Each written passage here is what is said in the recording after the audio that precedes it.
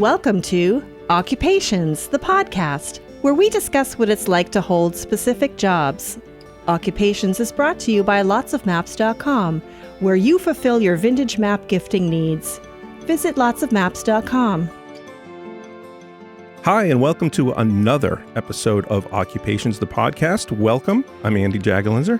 Today I have a great visitor here, and her name is Alisa Frutman, and she is a documentary production animator, and she's going to tell us what that is right now. Say hello. Hi, Alisa. Hi, Andy. How are you? Glad to be here. Pleasure to have you. What is a documentary production animator? I collect all of the archival materials that, I don't collect them, they're given to me, Okay. that go into documentaries. I treat them, I fix them, I animate them, I create custom maps. I will take newspapers that are archived and sort of clean them, make them look like they're on actual paper, and animate them. So it's not flashy animation. It's very specific, I guess. Documentary animation versus, yeah. Oh, that's great. Have you done some work on some pretty big productions? So yeah, I mostly work on PBS documentaries, most of them for WGBH because they're the one in Boston. Cool. Occasionally American Masters or Frontline, but most often American Experience, which is an American history documentary series that's been on air for like 36 seasons. Wow. And I've worked on over 60 of those films. Amazing. That's really cool. Wow. What a great job. I mean, that's what this whole thing is about, but what a great job. That's really, really great. So let's start at the beginning. Sure. Tell me a little bit about you. Where did you grow up? I was born in Pittsburgh, but I grew up in South Florida. I sort of feel like this career is a career of circumstances. Okay. I ended up doing what I do. Were you always into art? Mildly. Like, Okay. I enjoyed drawing, but I never had a dream to be an artist in any way. Mm-hmm. People always assume I'm probably very artistic, and I don't really consider myself overly artistic or creative, to tell the truth. I would assume you have to be for this job, though, right? To some degree, but I'm not a designer. That's where I say I'm a production animator versus a designer, which is like the creative director, the person coming up with all the ideas. But you did say you make custom maps, so that's I do. That's got to be pretty There's creative. definitely an element of creativity in art in what I do for sure. But I'm not someone who ever really considered myself an artist or set out to be an artist. So at what point did you start to get into animation, or were you getting into computers when you were younger? What were the steps that sort of Sure. led you to where you are? Well, this is sort of where the circumstances start. Being the age that I am, when I was going to college, 19, I think, right? when I was going to college, the internet didn't actually exist. So it was hard back then, you might remember, to know what options existed. And I lived in South Florida, which, if you're familiar, it's an 8-hour drive from where I lived just to get to the border of Georgia. Not that there's much at the border. So you're like landlocked down there. Didn't have money to fly around, go visiting schools and whatnot. And again, no internet. Not really any support into finding out what options existed out there. And then throw in, I didn't know what I wanted to do. I sort of only had to base on my older sister had gone to Carnegie Mellon in Pittsburgh and left and came back to Florida. And in doing that, she had lost her Florida money for school. Florida's pretty good about sending their people to public schools, state schools in Florida, and providing money if you're a good student. So she had lost that money, and she now had a lot of debt for going out of state. So that's basically the only thing I knew to base my, decisions on was her experience. So I went to the University of Florida out of default. It's not a bad school to go to at all. Oh. But again, time-wise, I missed sort of the boat. They didn't have all of the stuff they have today. My second year there was when I started in journalism and decided I didn't like it. I realized in my free time, my siblings and I would make like movies for fun, which is, everyone does that now. But back then, it wasn't that common. And I didn't get a lot of praise for it. It was more like, that's really weird. That's strange, But they were entertaining to us. Nothing, big and theatrical, not some sort of Spielberg in his youth type of thing, just silly things. And I enjoyed it. And I was like, okay, well, that's one thing I like doing. I can maybe pursue that sort of. So I had the idea of production in some manner. So I went to the school. I checked out like the film department. They did have a film department, but in talking to them, it was just like we sit in a dark room and we watch art films and dissect them. And I was like, that's not what I'm interested in. So I went to the art department, and they had a major called electronic media. I met with the dean, told him what I was looking for. I was like, does this major sort of answer those questions? And he was like, definitely. Okay, you have to do all these prerequisites to get into the program. So I do all the prerequisites, I get into the program, and it just wasn't there. It was like how to be a starving artist and do like art installations of video. Nothing about how anything works, how lighting works, how editing works, how... Wow. None of that. That's surprising. Again, it's just, this was probably 1996. Yeah. And so those things just hadn't started Right. By the time I really was in the program and sort of taking these classes and realizing like, I'm not learning a lot here. This is really frustrating. I started to see what other options were out there. So I looked at Ringling. I don't know if you've heard of Ringling in Florida. Ringling, like the circus, Ringling? It is like the circus. You joined the circus? It is in Sarasota, Florida, yep. Where the Ringling brothers had their summer. They had mansions there, and that's where they would summer between their tours. And so there's actually a school there called Ringling, and it's for animation. So I did check that out, but it was like, it's a private school. It was very expensive. I couldn't afford to go there. And then I checked out like some other things in Fort Lauderdale, and they basically were saying like, you're so far through with your degree, you should just stay there and then come to us afterward. So that's what I did. Okay. What was your declared major while you were at Florida? So my declared major was fine arts, electronic media. I did learn Photoshop in school, but it was like the first version of Photoshop. Better than nothing. No but layers, no undos. Wow. And then they did get a computer system in for like editing, for digital editing versus the reel-to-reel stuff. So I kind of got the rudimentary learning on that and liked it. I liked it. So I kind of wanted to pursue that. So you finished college at Florida, and what's your next step then? I just started interning. I started volunteering. Even when I was in school, I would just do whatever I could. I worked for a guy who had a small little production company on his own, and I would go and like hold the boom mic or just do anything really that he needed me to do. Get your foot in the door, yeah. Right? And then I interned at a few places. I just would go to anything. So I would look for different opportunities to learn things, to work with people, to network. There was a huge convention that was going to be held in Orlando that was all types of media, animation, media production, lighting, all the different sides of production. But I couldn't afford to do that, so I volunteered to work there. Nice. I ended up sleeping like on the couch in a hotel suite of some men that were working at this company I was interning at. So I was really like, I'll just go. Wow. I will go, and just trying to break in wherever I could because I knew I needed to learn things. Yeah. I guess doing them on the job. You're learning by observing, and that, boy, there's no classroom that can do that. Yeah. Right? I was trying. I decided to leave Florida and moved up to Boston. Huh. Again, I just started cold calling people. Again, I think I looked people up in the phone book maybe and started cold calling production companies. Wow. And trying to set up interviews. What year was this, roughly? 1998. Okay. Yeah. So the internet is happening a little bit. Napster wasn't quite there yet, right? So Right.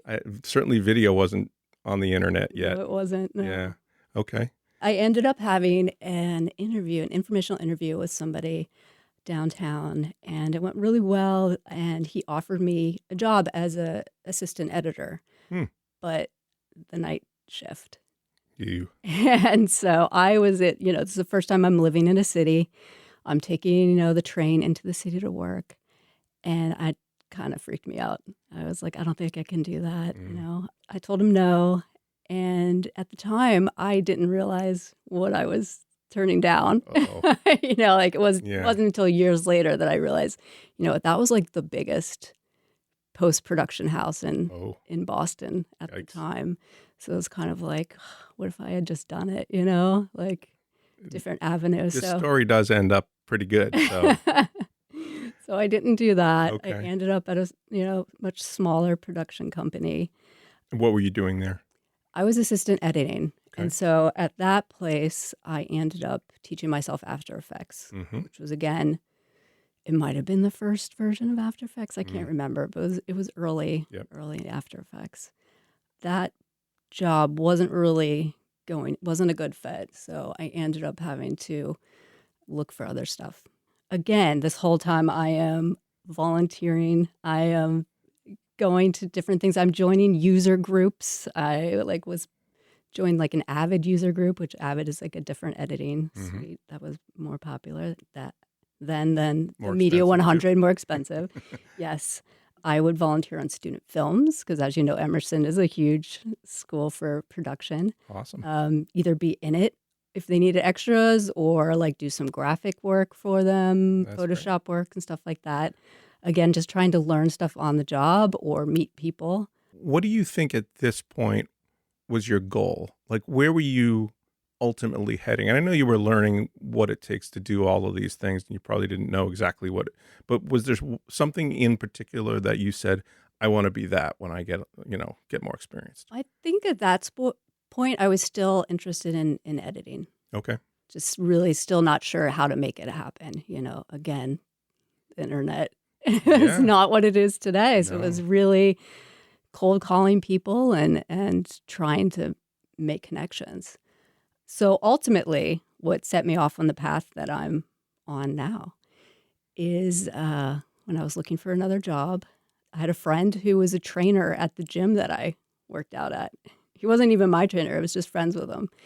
And he knew I was looking for a job. And he was like, oh, well, one of the guys that I train, he works at WGBH. Wow. And he was an on-air talent at the time. He's like, let me introduce you to him. So, of course, I had sent in my resume to WGBH at this point in time, but no one called me back. So he introduced me to him, and he was like, I know somebody who works in the design department. Let me give him a call. So he did that, and they were actually looking to hire. The odd thing about it, this is 2000 maybe, or 1999 maybe, they had a huge design department, but it was print design. And then they had a web design department. But this is a huge television station. They didn't actually have an animation department. Wow. So this was brand new. They had just hired somebody as a senior designer who did animation. So he was trying to sort of build up a little mini team within the print design department to do animation because we're like, this is television. Right. There's infinite amount of animation needs for you guys. So this makes sense. Yep. So that was actually originally probably one of my favorite jobs because I had a team. I was working for a senior designer because, again, I'd never studied design. I have an art degree, but back when I was doing art school, it was design meant graphic design, which meant print design, which meant magazines, which meant I think the most cool cutting edge thing was CD cover design, Sure. which really did not interest me. Right. So I never really saw that as an avenue that I wanted to pursue at that time. So now I am working for a designer, but he's a motion graphic designer. And it just was fun to be part of a team, and we were all kind of learning as we went. And we would take classes, the Museum School of Art. We took like 3D animation classes. Right. And we were kind of all just learning the software together as we went. And I really enjoyed it. The way in can be the strangest thing. And the fact that it went through somebody in the gym is just an amazing story because, you never again, know. It's you never the know. circumstances, right? And it's like, it doesn't hurt to ask, right? Yeah. Great lessons there to be learned by Yes. all of that. And you worked hard. I mean, you were cold calling, and that's not an easy thing to do. You probably got hung up on a lot and and all of that. That's somebody who's hungry to work, and that's great. So were you guys producing while you were learning? I mean, it sounds like you guys spent a lot of time in classrooms. Were you also like producing product? Were you actually putting things on the air at that point? Oh, yes. Too? Yes. So when I was at WGBH, they would kind of treat us like our own company. Like a show would come to us and tell us what they needed and what graphics packages, type of stuff that they need. And they'd come up with a budget and then would charge them. So it was like internal billing sort of to each project. So kind of a company within a company. Got it. So we were working on different shows. We were working on American Experiences and Novas and stuff like that. I imagine you were experimenting with different types of animation. Now, today, you've got it down what you know what you want to do and how to do it. But back then, I'm guessing you were sort of experimenting with some of the animation too, just because these were all new tools to you. Is that true? Yeah, we were having a good time because it was a good team because a head designer, my partner in my office, he was actually an illustrator originally, just hand-drawn stuff. Wow, cool. And then our IT guy was actually in his free time like a 3D animator genius. And Wow. so we would all sort of get together and try and figure stuff out and come up with new things. So we actually originally had talked about wanting to eventually leave and just form our own company together and grow that. But circumstances changed. The head designer, he ended up getting married and moving away. And then 2001, right after September 11th, I ended up getting laid off. Oh boy. They hadn't replaced him, and so our little mini team was sort of hanging there. So was GBH not producing anything after 9/11 for a while? Were they? No, they were, but sort of they never really knew what to do with our group. And then I think they ultimately ended up just doing a full redesign of how things worked over there. Got it. Shuffled up the departments. Like they definitely have in-house animators now. Right. I'm not exactly sure at what point they established that, but it was after I was laid off. So okay. So that was 2001, and Yeah. right after that, everything in the industry changed completely. People stopped having staff. It started being all freelancers and all project to project. Mm-hmm. So that is how I ended up being a freelancer way before I wanted to, way before I was ready. I really wanted to keep learning from other people who'd been doing it for years. Right. So I was not happy about that turn of events. It was unfortunate. It was unlucky timing, and that kind of existed for years of where you might recall, like people would have large production houses and full-time employees, and that kind of just went away for a long time. In all industries, that was happening, really. Yeah. Honestly. Yeah. Streamlining and a lot of people doing all the work themselves. I understand that. That's interesting. So you were offered some work as a freelancer, and that's what sort of kicked it off, your own freelancing business? Yeah. So luckily, all the connections I made when I was working at WGBH sort of just stuck with me because they hadn't had it set up that every show automatically does their graphics in-house. They sort of were free to go anywhere to do graphics. So my first show was an American Experience with a friend that I'm still friends with today, and that sort of kicked it off. And it's funny, my husband is in the same industry. I mean, we're friends from high school, so it's just more coincidental that we're in the same industry. But he's a DP, director of photography. And so it ended up being pretty complementary careers because he has weird hours. Yep. Never can predict them. And then I make my own hours. Right. So it kind of worked out well, sort of in those early years. And it also still gave me free time to still go out there, and I was still volunteering to work at places so I could learn more from other people. Even more so now that I was freelancing. Right. There was like a production house in Cambridge near where I lived. That was a nonprofit, and they did documentaries. So for quite a while, I volunteered there because I was like, I can teach, I can do these Photoshop and animation skills, and then I'll hopefully learn other skills from you guys. So I kept doing that. And then kind of a bummer, bad timing again. I had just realized that Errol Morris, his company was just down the street from me. So my next plan was like, I'm going to march right into Errol Morris's company and volunteer to work for them for free. Yeah. And see what I can learn from them. Right. But we ended up moving to the suburbs. Like we had just seen a house, put in an offer, went through, and we moved. So suddenly now I'm not sort of that easy hopping on the train and going to different places, and I'm sort of out of that mode. Right. So at that point, you needed to put the gloves on and start to do your own freelancing, I would imagine, right? Yeah. So that had been a couple years then I'd been freelancing, but then we ended up having kids and living in the suburbs, and that kind of ended up cementing, what I do.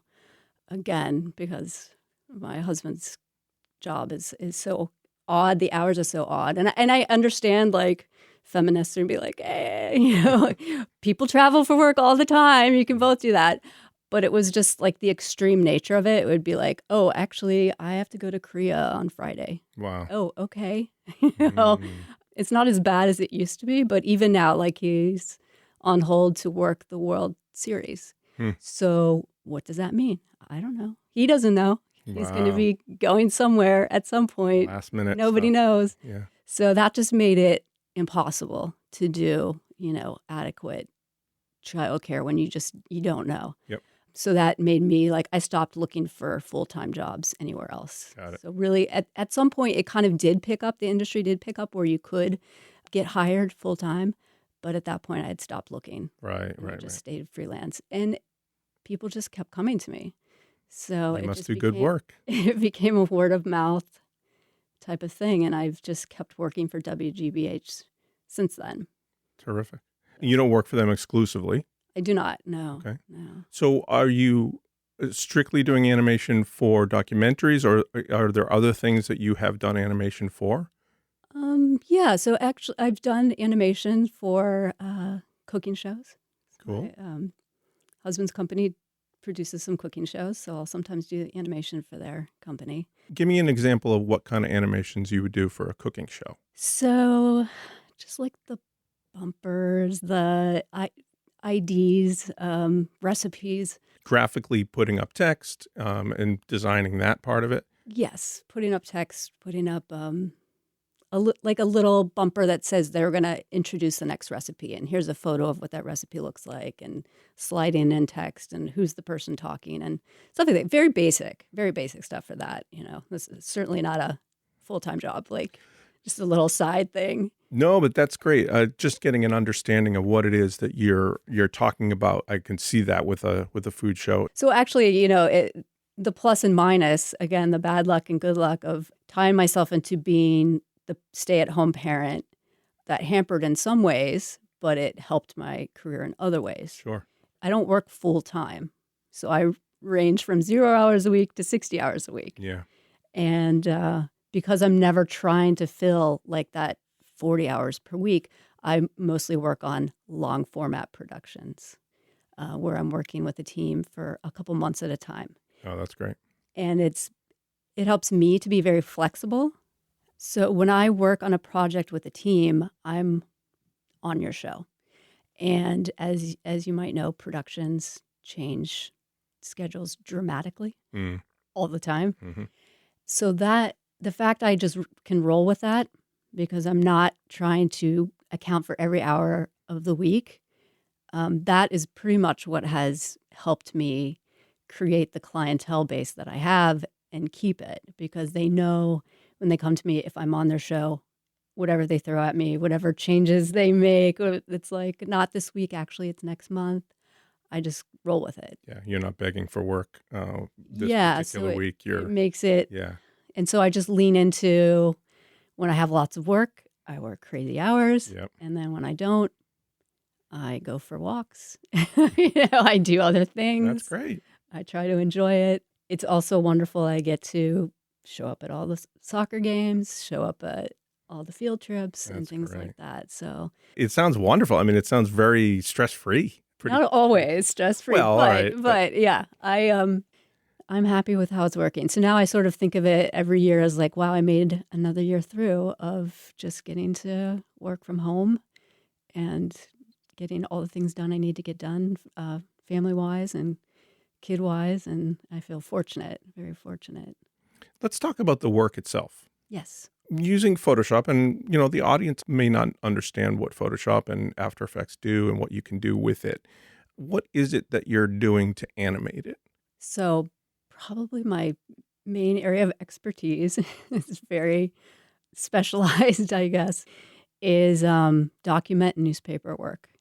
So again, this is the main reason why my main client is American Experience. This is historical documentaries. So old scans, old media. It's pretty rare these days that you actually have like even a photo of a newspaper. It's usually now just like microfiched, flattened, black and white, really poor quality often. So they will send me whatever they have, whatever they manage to scrape out of some sort of archive, and tell me, what is the important information they want out of these documents. And I recreate it, basically. So starting in Photoshop, there's a lot of variation as to the quality of the elements that I get to work with. Oftentimes, it's particularly for newspapers, it's pretty bad.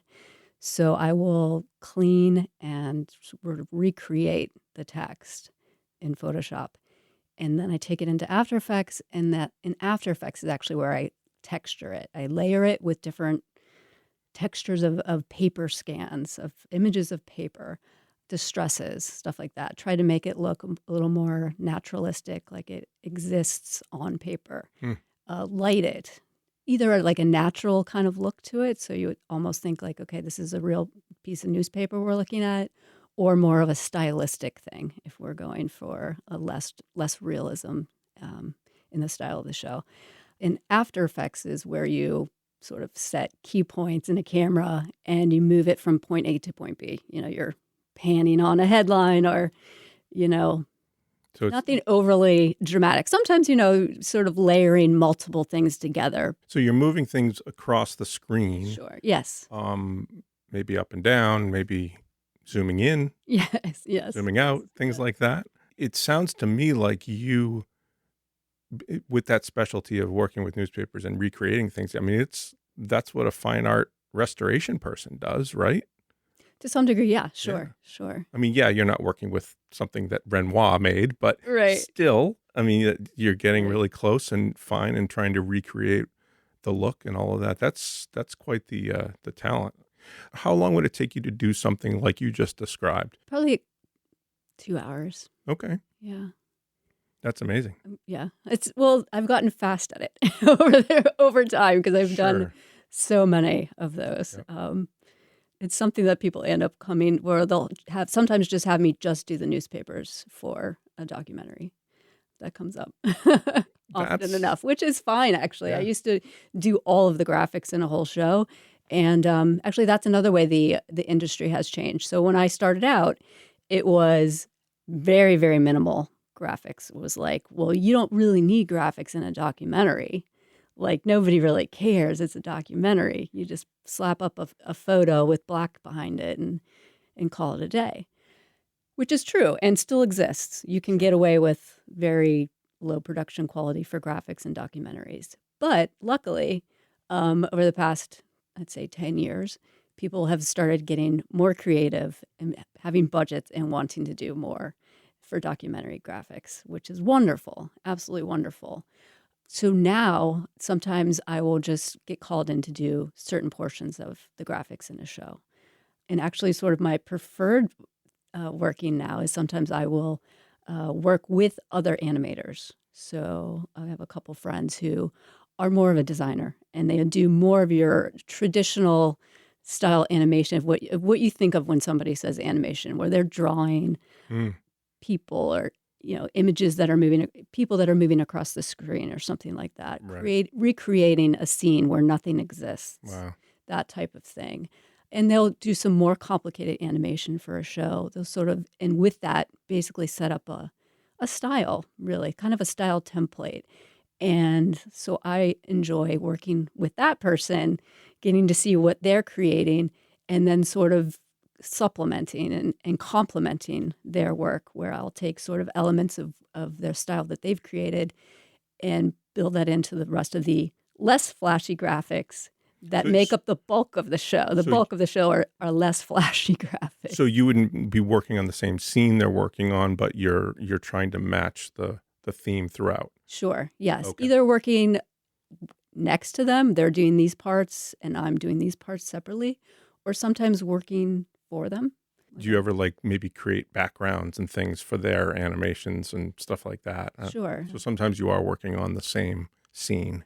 Yeah, so I just enjoy, because honestly, it's lonely working at home all the time, and and you don't learn as much if you're not working with other people. Right. Like, I love swapping projects with somebody and saying like, oh, this is how they set this up. That's a good idea, because there's a million ways to sort of do anything. Right. Everyone has their own kind of style of how they prefer setting things up, and there's a lot you can learn from somebody else just looking in a composition project and stealing some tricks. And After Effects is endless as far as options of things to do. It is endless. Like, honestly, what I do in After Effects is so minimal compared to what that program can do. Yeah.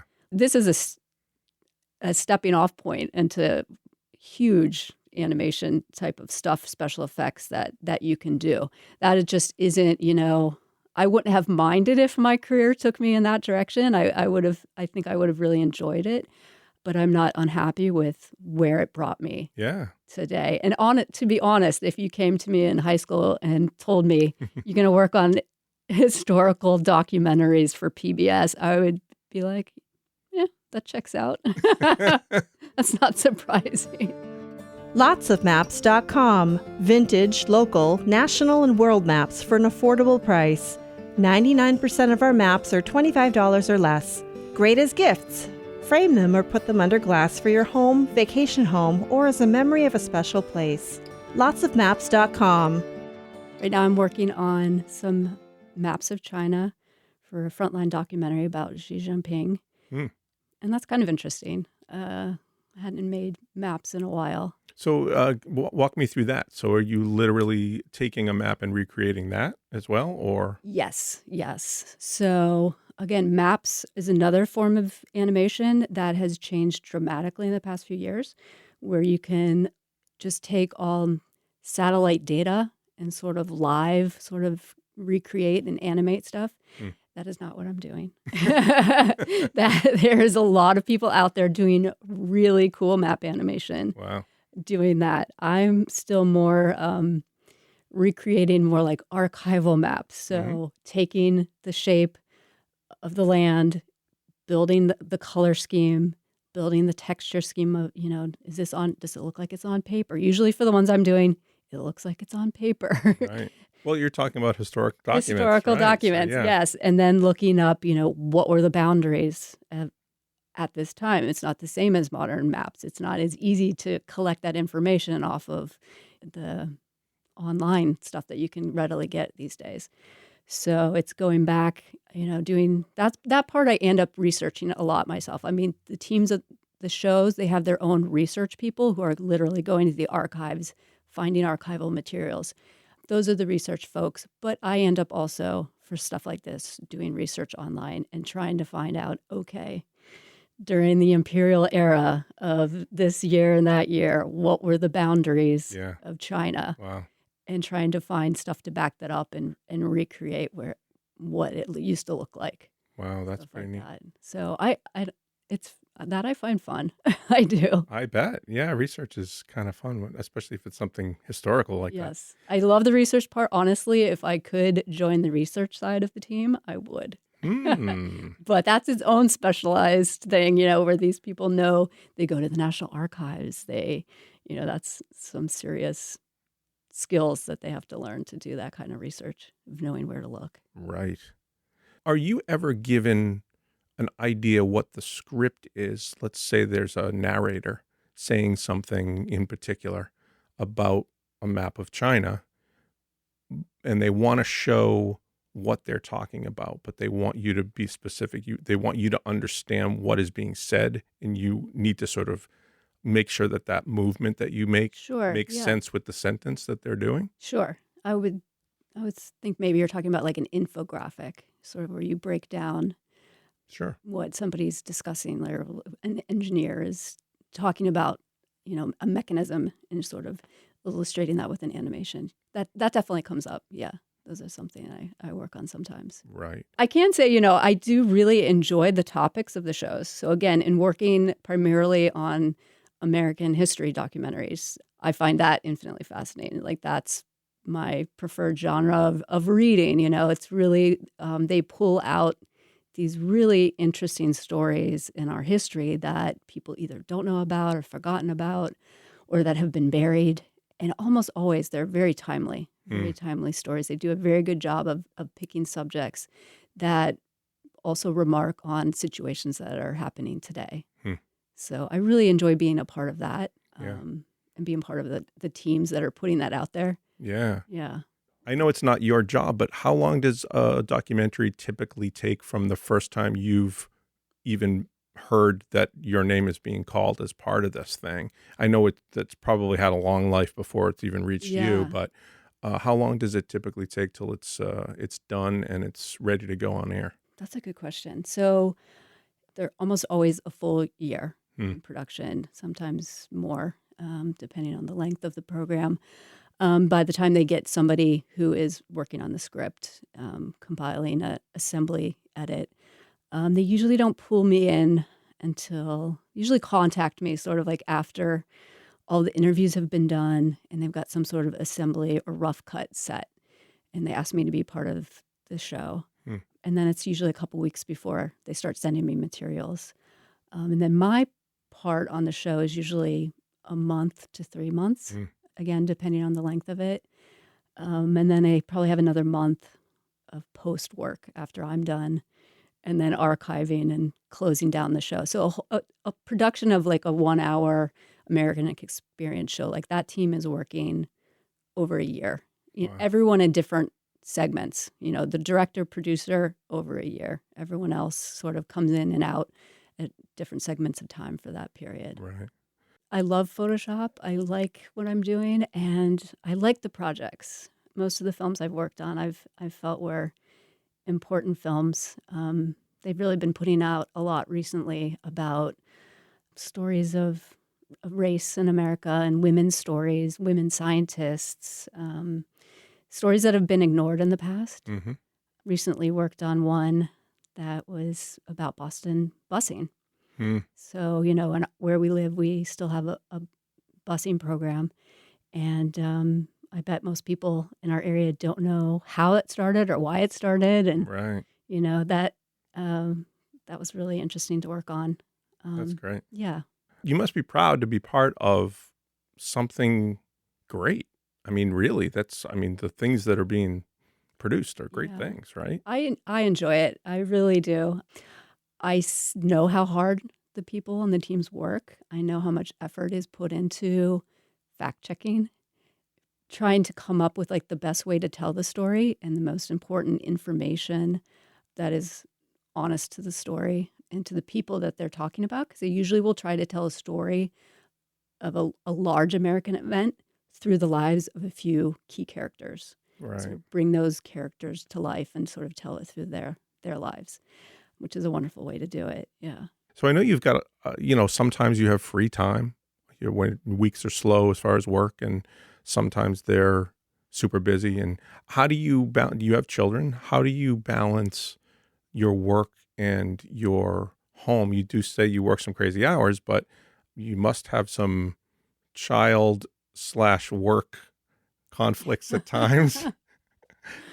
Yeah, definitely.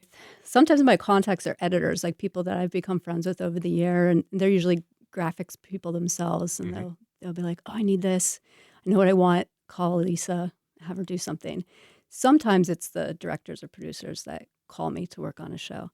So I just remember the first time a director from Frontline called me and asked me to work on something. I was so excited because I'd done Frontline before, but it was like from the editor. So this was the director called me. So Wow. so I didn't tell them I was 9 months pregnant. Oh. Just was like, yes, I can do that. No problem. So From your hospital bed. I just told them I had like a 5-day weekend trip coming up and didn't tell them I went to the hospital and had a baby and came back home and finished it. So luckily everything went fine. So, you're giving birth and you're thinking, I just better go quick because I got a deadline. I Yes. assume that's not the case. That was the second one. Actually, the first kid too, I was returning rental equipment on the way to the hospital from some monitors I had borrowed to work on a project. Yeah, unfortunately, like I fall into the same camp as every other freelancer of someone asks you to work in a project and you're like, sure, yeah, I'll make that happen. Yeah. I'll make that work. Like Find a way to do it. Yeah. Yeah, you find a way to do it. You're afraid to say no. Right. Exactly. Same sort of thing. Because there's so many times like that where I'm really sweating it into trying to make this work and staying up nights. Like I've learned to be kind to myself on the other times when I'm between projects and I'm like, I'm just gonna meet a friend for lunch and go on a walk today. And that's nice. That's It nice to be is. able to do that. Yeah. It helps. It creates a lot of balance. And I would say now I have that balance. Like when the children were younger, there was never really an off time. It was either kid time, work time, kid time, work time. Right. So right. I'm enjoying that now. Because your husband is in the industry and he's a director of photography, is there any crossover with what you might do? Is there something you might work on together, a project? Does he ever shoot for PBS or anything like that? Yes, he does shoot for PBS sometimes. Usually we're not on the same projects at all, but it is really helpful to be in the same industry. Like we speak the same language. Mm-hmm. When he's got some difficulties with the producer, I know what he's talking about. With the deadline, I can relate. That's very helpful. Keeps us from getting frustrated with each other's jobs. But he actually really loves photography. Like that's what he would like to do more than anything. So he is known around town, does a lot of photography of kids' sports, and spends most of his time editing pictures. So he has started getting some photography jobs, not just videography. And in those, I usually help him in editing because, again, my expertise is in Photoshop. So it's really kind of nice. So we do plan in the future to sort of ramp down what we're each doing now and sort of go more towards photography and work on that together. That's wonderful. I mean, really, that's to be able to have a spouse that you guys have a future plan together and can work on projects together. That's really, really wonderful. Yeah. So you obviously have clients that you work with multiple times over and over again, I assume. Are you still looking for new clients, and do you have to network to do that? I've always been very into networking. It's something you have to do in this industry. Yeah. And I find that people are very friendly, very easy to talk to, and usually aren't like, why are you bothering me? They're usually happy to be like, oh, another connection. Yeah, maybe this is something we might work on something in the future. And I actually had an incident where I ended up talking to a guy. We both were sort of just reaching out, networking. And partway through this conversation, I realized who it was. It was the guy I had interviewed with when I first moved to Boston. No. And had worked in that huge post-production company. Huh. And had offered me the night job I said no to. And had been like kicking myself for years that I had turned that down. Did he remember you? Vaguely, Yeah. vaguely. But so once I realized who he was, I was like, oh my gosh, you offered me this job. And I said, no. And he says, oh, well, I remember that guy, the guy who I gave that job to is the night editor. He's now like a big hotshot editor in New York City. Oops. And I was like, oh, God. But then he tells me, but now that I'm thinking about it, I do remember he got mugged. And I was like, see, thank you. You would have been mugged. Thank you. He saved your life, maybe. Yes. I'm like, you have managed to give me closure in this one thing that I had regretted, because it's like, you know what? I'm just fine. I'm working. I am doing laundry while I'm doing this. And like, I'm going to go for a jog later. Like, this is so much better. Without getting mugged. Like, I knew I was right to be nervous of working that night job, and you've given me closure, so thank you. Well, and it's not like your life turned out horrible. It sounds like your life is wonderful. So, exactly. Yeah. But it's not often that you have a little turning point in your life that you always wonder about and get to sort of come back to it and be like, no, that was okay. It was okay. I didn't do that. It's a good thing. Yeah. So, Alisa, tell me about what you would suggest to folks that are interested in potentially going into graphic animation.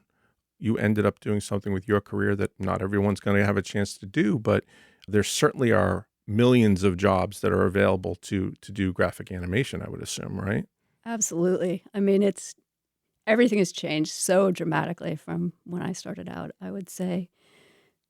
I mean, I haven't looked into this, but I'm going to assume that a lot of colleges have programs that you can learn sort of the basics of motion design, animation, 3D animation.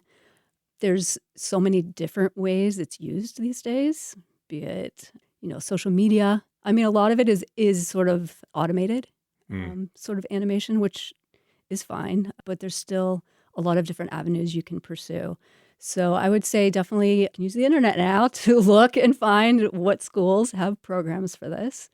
But I also have to say it's a job you can do without a degree. I find that important to think about, and just given the price of colleges today.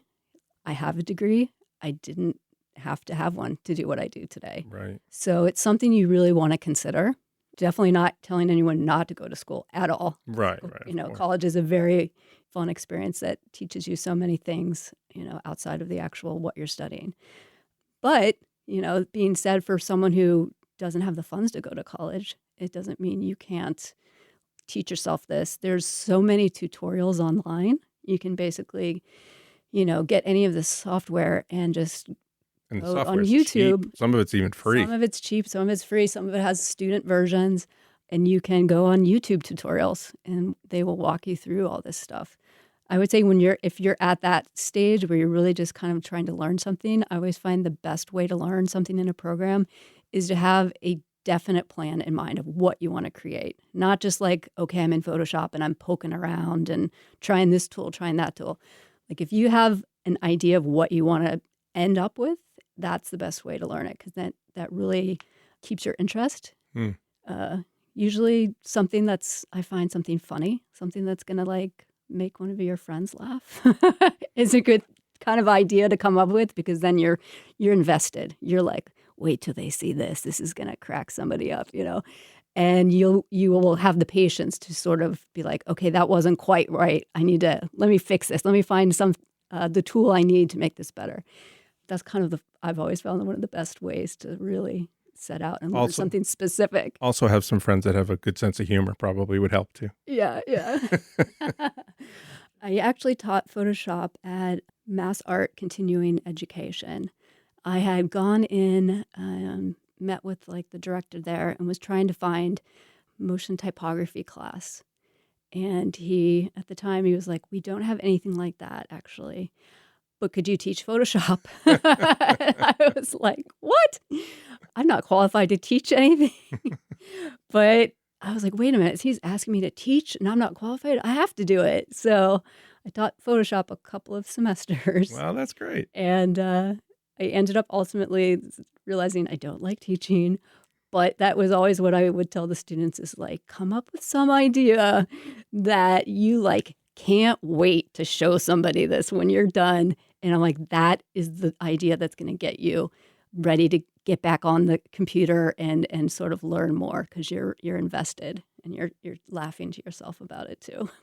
So as far as let's say they've got the skills now because they've learned on their own, let's just say, or they went to school for it. How do you break in? For you, it was making sure you go to the gym. But not everyone's going to have that kind of... Right. Well, that's the thing. You never know. You never know. All of the other places I knocked on the doors, it was the guy at the gym who was got me the job. That sort of turned things into the direction they went in. Would you suggest internships and things like that, or just volunteering? Absolutely. If you can find internships, for sure.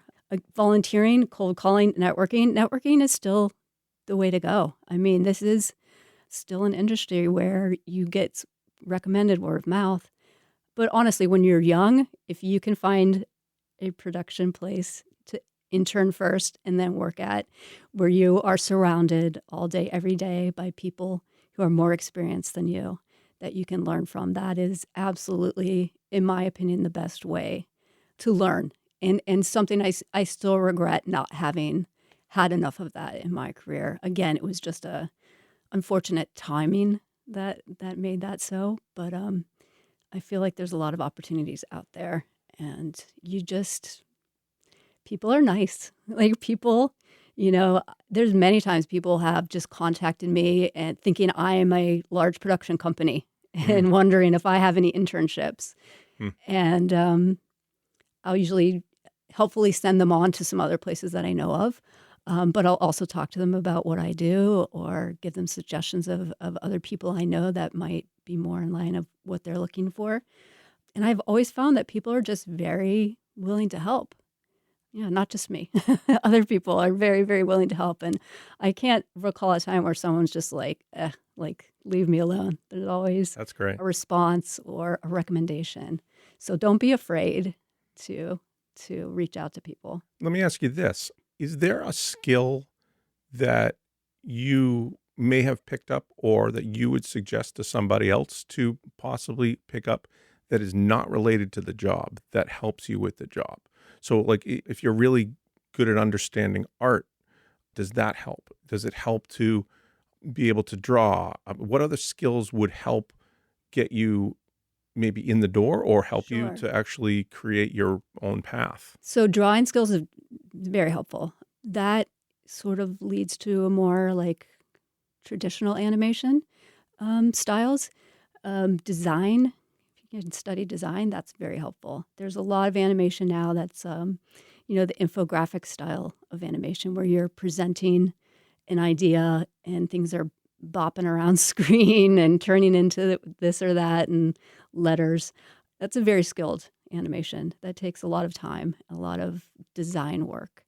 So that's definitely something that you should concentrate on would be design, I would say.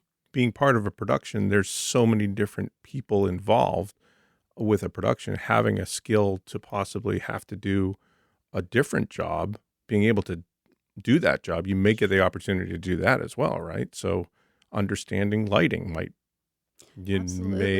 understanding lighting is even more important now that like you can do 3D animation and the rules of lighting apply to stuff that you're animating. But editing is important.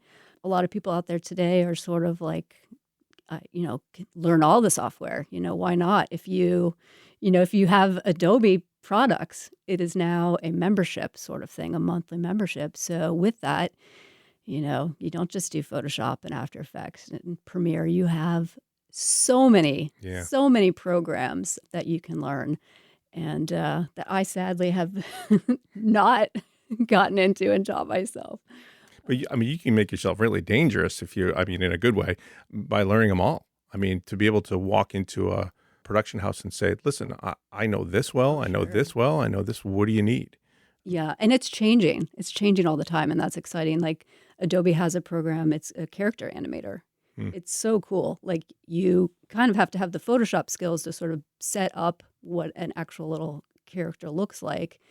But then you can just make faces and speak in front of a camera and it animates the face for you. It's really fun. It's really cool.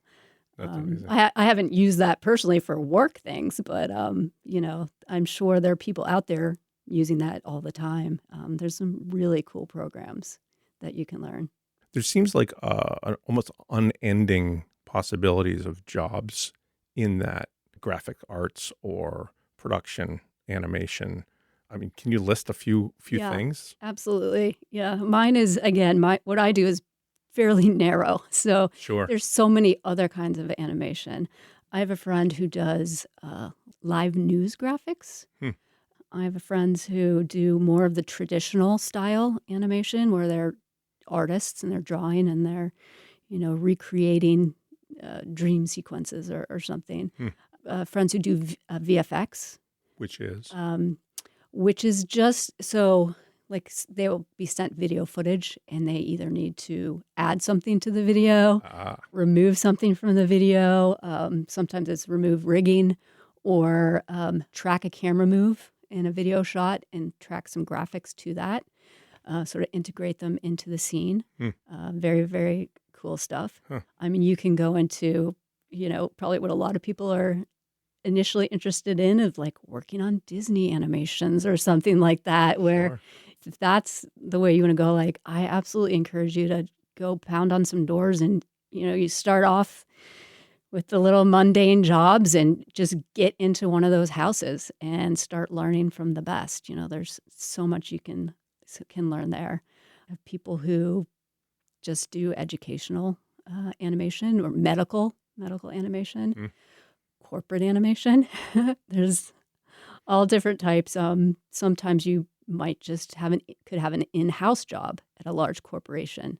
Right. It does graphics for either in-house stuff or for their web presence, explainer videos, stuff like that. Part of a marketing team, maybe. Sure, part of a marketing team. There's really a lot of different types of animation out there. Yeah. Very cool. So the options are endless, and that also coincides with how you get into this industry is sort of a million different possibilities there too. But it sounds to me like just doing it is got to be a big part of it. Like, do it with your friends. Yes, and just get out there and get your hands dirty and just do it so you learn that way. Yes, definitely. Yeah. It can be harder these days in that particularly since COVID. Before COVID, usually when I was on a team, I was the only remote person. I mean, I've been remote since 2001. I was the only one. But since COVID, now almost everyone, the whole team works remotely. And obviously not just in this industry, many industries. So I thought that was actually the best thing that came out of COVID, especially for women to get some more flexibility in their jobs and balancing family stuff. So everyone's going on walks in the middle of the day. Is that what you're saying? Yeah, I've got my people. We do our walks in the middle of the day. The ones when they're working at home certain days. That's great. But the thing that is also sort of changed the field is now, like, people all over the world you can hire. Because now that you've opened your whole team up to working remotely, like, they can work with someone who's in Poland. Why not? So sure. you are sort of now competing with people all over the world. Right. Because again, this is something you can learn on your own. You don't have to have a fancy degree to learn this if you really want to. So that's kind of the hard thing, is now that it's more open, there's more people to compete with. But at the same time, it kind of brings you back to your networking. Is I guess it's kind of the same in other industries. Most people get their job from somebody that they know. Someone asks you a question and you're like, oh, wait, I think I know someone who does that, So if that happens to me often, people are like, can you animate my logo? And I'm like, oh, actually, I think I know someone else who can do that. Give him the name. Yeah. So you do need to keep just talking to people in your vicinity. Alisa Frutman, documentary production animator. Thank you so much for coming on Occupations and talking about your job and telling us what it is that you do and hopefully inspiring some folks to maybe do the same. Thanks for coming. Thanks for having me. All right, join us again for another episode of Occupations, the podcast, coming up soon. Occupations has been brought to you by lotsofmaps.com. Please follow Occupations, the podcast on Facebook and Instagram to find information about our next episode or to see what past episodes are available.